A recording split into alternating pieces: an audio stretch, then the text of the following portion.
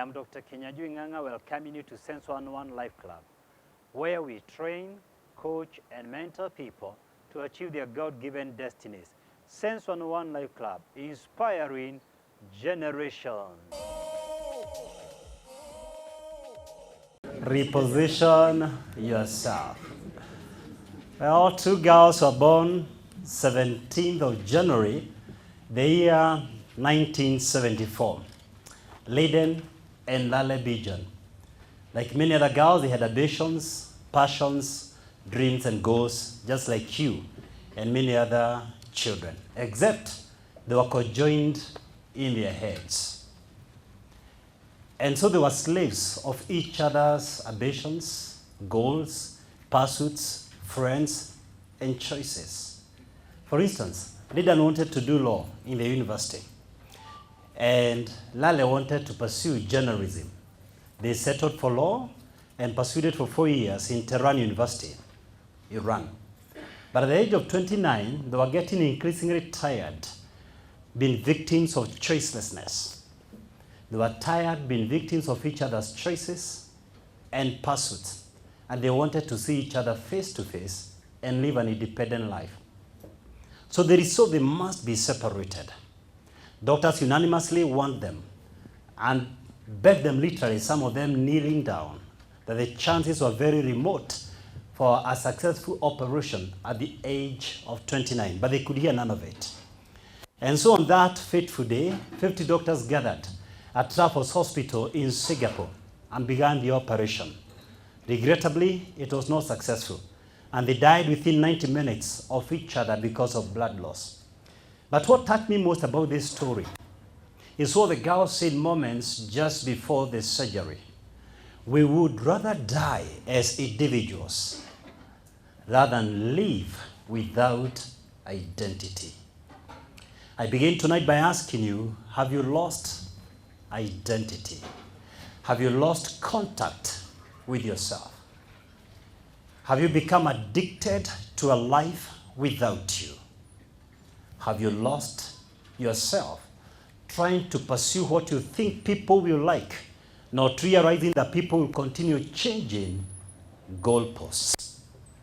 You see, I honestly believe that there will be the explosion, the greatest ever realized in this world of beauty, of innovations, of creativity, if each one of us celebrated our own differences, if we lived our own lives.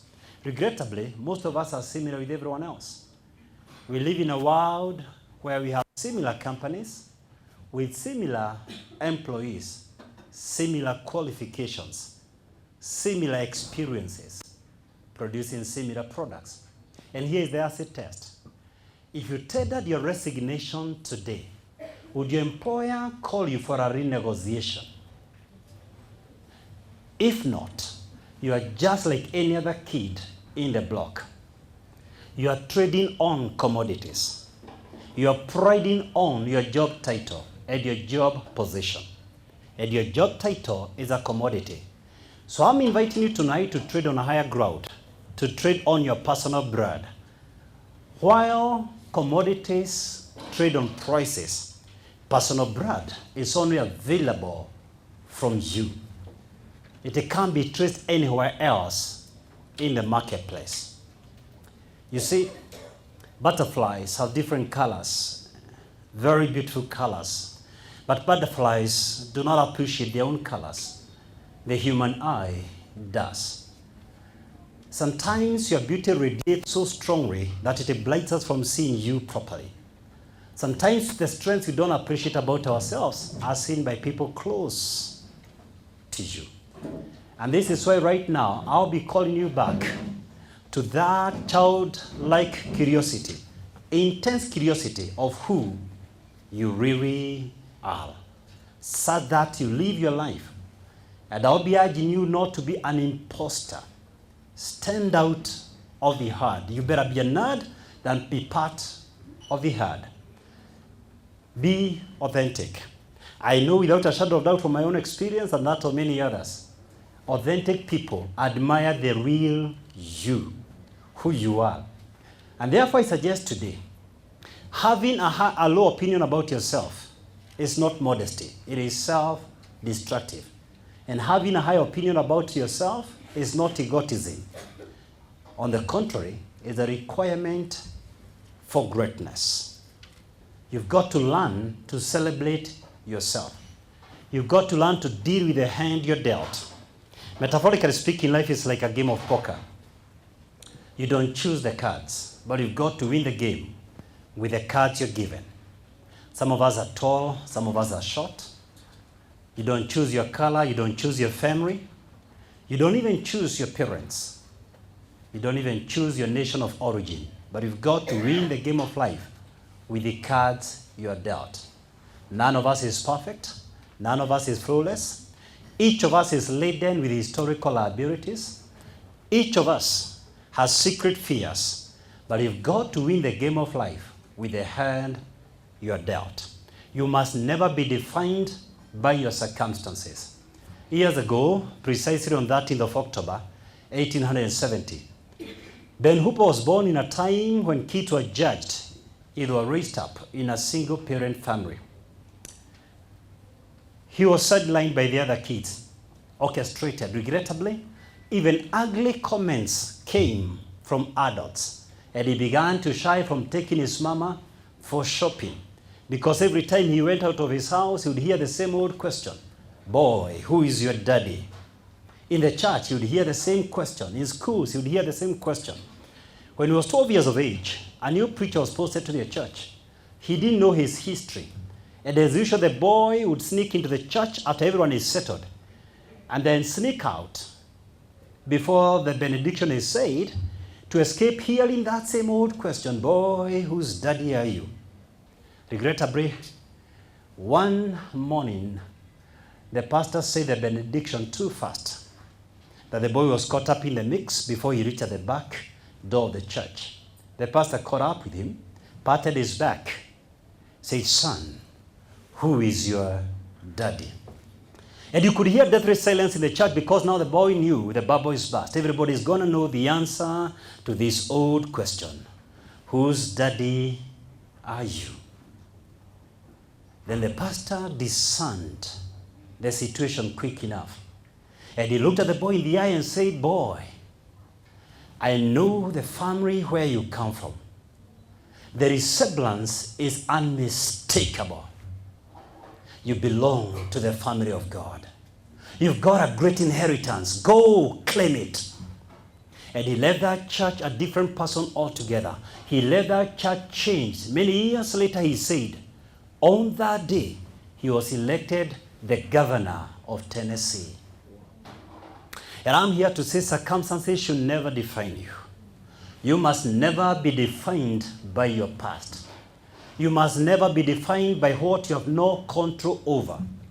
Never allow the shadows of yesterday overshadow the sunlight of tomorrow. Please, at any given situation, begin to find an invisible summer in the midst of your winters. Even failure should never define you. Your name is not failure. Failure is an occurrence that stretches your limits, that toughens your skin, but must never define you. Oh yes, Ralph Waldo Emerson was right when he said, "What lies behind us, what lies before us are tiny matters in comparison with what lies within us."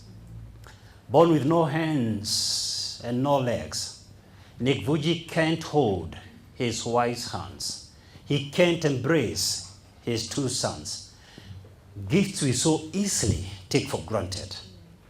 But he never allows those physical limitations to obstruct him from embracing their hearts. You should see pictures of him taking a wife for outings. You should see pictures of him swimming. What excuse do you have for not embracing your family? If you're here tonight and you're around 40 years of age or slightly above that, and the years haven't been so kind to you, you don't have so much to show for all the toils, and you're still struggling with a childhood that has continuously dictated your choices, with a childhood that has continuously defined who you are. I think I have a message specifically for you. Because if you don't recognize the season you're living in, you will linger in midlife crisis far too long. And if you don't take some measures tonight, and in the next 2-3 years, it will permanently have irrevocable implications the rest of your days, the rest of your life. See, every single shift you've gone through, if you're hearing my voice, be it a child loss, a loss of a loved one, a relationship breakdown, a job loss, a business that went into flames, every major shift, perhaps you are conned and lost some land, defines who you are. The dots add up. Nothing is lost in the journey of life. Nothing is wasted in all this process. And every so often, you've got to reflect and realize you've got to put some shifts to a closure and open a new chapter. And I'm saying this because I've seen some folks come from the countryside to cities with many opportunities, but they never see nor seize opportunities. I've seen folks who leave their countries to more prosperous nations, but they themselves never prosper because they never reposition themselves for that economy. And maybe some of the things you're praying for, you are not even equipped, you're not even ready to handle them. You see, if glory comes before your time, it destroys you. And far too many people have been destroyed by gifts. They have been destroyed by the thing that was supposed to promote them. Because preparation must precede glory, must precede public appearance. Otherwise, you'll be killed by your gift. You'll be killed by the same things you're praying for. If you're not positioned to handle those stuff, often than not, God does not allow you to handle that which you don't have the capacity to handle, that which can kill you, that which can destroy you. He blocks it from coming your way. Today I want to examine some 5 key areas to help us reposition ourselves. Number 1, I'll discuss with you about illusions of success. Secondly, I'll discuss with you why reposition yourself. Thirdly, I'll discuss with you how to reposition yourself. Number 4, and perhaps the main body of my topic tonight, building a strong brand. Number 5 and the last one, reveal your brand. Reveal your brand. Number 1, illusions about success. Illusions about success. And I begin right at this point because we are living at a time where success has been reduced and narrowed down to one aspect, money. We are living in days that were foreseen by the first church, a time where people will be lovers of money than lovers of God. We can kill for money. We look for shortcuts to get money. So when we see successful people, we begin to gaze at the visible signs of success. High-end cars, exclusive holiday destinations, state-of-the-art homes. And perhaps we begin to speak to ourselves. I think they were so lucky. Or maybe they were very well connected. Or just maybe they had a privileged background. We get a reason to explain someone else's success. Not realizing when we are gazing at the visible, we are gazing at a mirage, grasping at an illusion. We prefer to admire the fruits without studying the roots. And when we do that, we miss something fundamental about success. A rudimentary principle about ourselves, which if not addressed, we will witness the same patterns in our lives over and over again and become prisoners of ourselves because we have never analyzed what success means and the route to success. And I submit tonight that real, irreversible, permanent success is internal. It is not an outside job. When I learned this truth, I enrolled in a program many years ago by Zig Ziglar. I enrolled in a growth plan. All-time audio cassette recordings, 12 of them. I have no idea how many times I listened at home, in the car, everywhere. But I can tell you each one of those radio cassettes, and my mercy bears me witness, I listened no less than 12 times each of them. My income changed, my joy changed, my brand became visible. The impact was so much that I actually named my own son Zig. And every single day I've lived ever since, I've reaped the benefit of that deliberate personal plan I took many years ago. This coming week, because we are leaving on Sunday for Egypt to take some of you to the Great River Nile for a serious reflection on my life purpose, a self-discovery journey. This week, what those people I'm taking to the Nile don't know is that I'm missing 3 corporate jobs to take them there, including an invitation to speak to the National Assembly, which graciously I asked Erastus to stand in for me, and he agreed. So he'll be speaking on my behalf in Mombasa this Tuesday to Parliament. And I can trace all these things to the time I took a deliberate step towards personal growth and development. In fact, when I hinted on social media that I'll be speaking in a conference in London, we got invitations from 4 different cities: Liverpool, Manchester, Nottingham, and Birmingham. And that's the impact of a deliberate personal growth plan. And whenever we speak about personal growth, I see people divided in 2 major categories. Number one, there are those amongst us, and they are the majority, who think growth is automatic. Growth is deliberate. They don't need to do anything about it. Their business will just automatically get better. Their career life will just automatically grow. Regrettably, majority of you come from that school of thought. Then there's a second category in our midst. There are those of us here who do not know that they need a growth plan. And fewer do not even have the courage to admit as much. Let me interrupt myself for once. Please look at your neighbor on the right and on the left, and right eyeball to eyeball, and ask them, do you have a growth plan? Tell them again.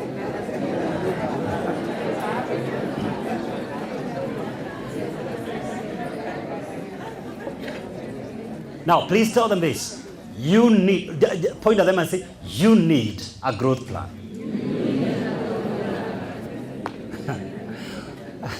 Fair enough. One more exercise. Now, I want you, with the same enthusiasm, with the same joy, with the same passion, with the same loud voice you've used on your neighbor, you use on yourself.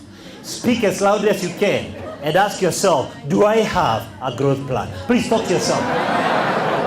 Now say this, I need a growth plan. I need a growth plan. You see, what I'm trying to say is this. You don't go to an opportunity.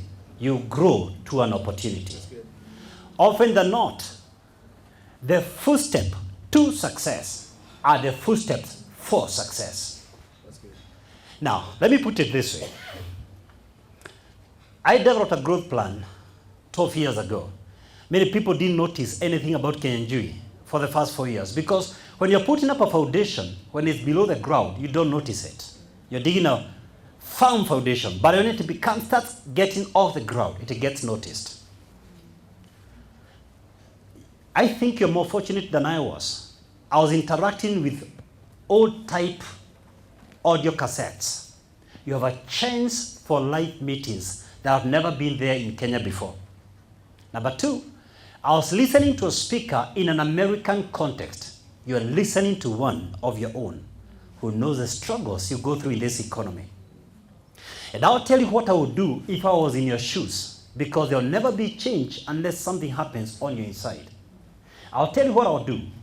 Believe it or not, more than 50% of Sense 101 members, you're not deliberate about growth. You're sporadic. You wait for my articles to inspire you. You wait for videos. You wait for external motivation. which is skin depth.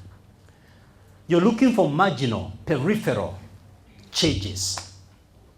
If I were you, I would develop a growth plan after this meeting, and I would decide to do 3 things on the minimum. Number 1, I would say I will deliberately purpose to come for the monthly forums. You see how interesting it is that none of you has ever said, look, I have eaten enough for the year, I'm not going to eat again this year. Or I will take a shower for 12 hours today and I close the chapter for the rest of the year. Yet you shower every day, you eat every day, and you starve the mentor, the main important pillar that holds all the other pillars. You starve your mental growth and expect change out there. If I were you, I would say this. I think I can spare 2 hours every month, and I can spare 1,000 shillings every month to invest in my life. Because you either pay the price for success, or by default, you pay the price for failure. The second thing I would do if I were you, the first thing I do when I wake up, the first 15 minutes, and the last 15 minutes before I sleep, I'll go to that website, kinyanjuinganga.com, for only 15 minutes and replay what we teach you here. Process this message, not once. Listen it for 15 minutes. Regrettably, some of you start your morning. I don't want to mention the show, the popular radio show. And some of you, during lunch hour, that's the time you're checking obituaries, who is dead. Believe me, if anyone close to you is dead, you will know. Why do you have to study as though you're answering an examination on the dead? And then some of you, before you sleep, the last thing you're listening from the TV is who killed who. No wonder you have nightmares at night. I suggest to you today, close your day strong with an inspiration. You'll have a sound sleep, and you will start incubating your vision and creating the right environment for greatness. Start your day with power. Close your day with power. The third thing I would do if I were you, I would deliberately join the cruise. Why is that? Because there are things I'll never learn alone. I'll only learn when I'm with someone else. Let me give you a personal example. Last month, I was teaching parenting to season 2 leaders. A lady that I think maybe she's in our midst. I think she could be in our midst. Is she here? She's in our midst. Erastus has confirmed. She told me, Daktari, hold on. I've read your book. I have followed all the principles that you teach. I did everything humanly possible to invest in our children. I prayed for them every evening. Yet, when our son was informed too, he was addicted to pornography and nobody knew. I saw it accidentally. What do you have to tell me? And that lady seriously challenged me, threw me off balance. I had to hear from